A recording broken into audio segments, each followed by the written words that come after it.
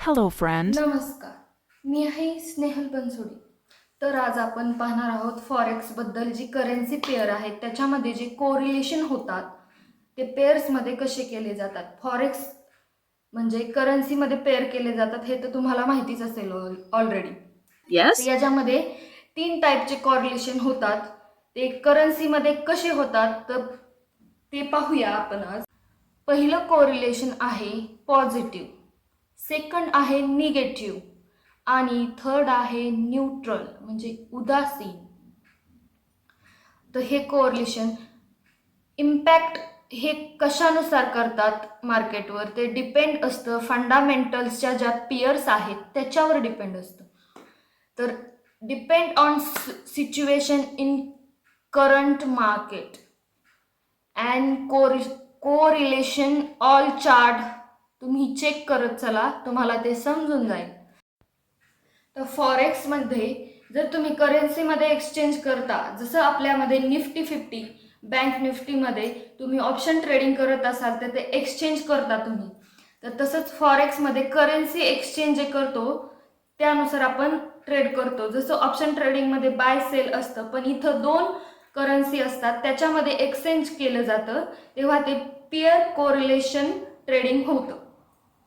तर mostly trade जास्त जे केले जातात ते लार्ज इकॉनॉमी ज्यामध्ये आहे, कंट्री करन्सी बोथ, त्याच्यामध्ये ट्रेड केले जातात. जसं की USD, AUD, NZD,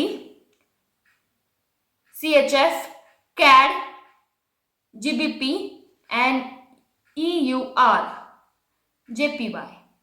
या ज्या करन्सी आहेत त्याच्यामध्ये आपण ट्रेड करू शकतो फॉरेक्स मार्केटमध्ये. तर जे ट्रेड केलेले आहेत ते पियर्सच्या करन्सी ज्या आहेत त्या कुठल्या प्रकारच्या आहेत हेही तुम्हाला माहिती पाहिजे. तर याच्यामध्ये पियर्सच्या ज्या करन्सी असतात त्या कुठल्या प्रकारच्या आहेत तर त्यामध्ये असतात मेजर पेअर जे असतात, मायनर असतात आणि एक्सॉटिक असतात. ह्या 3 प्रकारचे असतात. याचं डिटेल पाहायचं असेल तर तुम्हाला अजून पुढचा व्हिडिओ पाहावा लागणार आहे.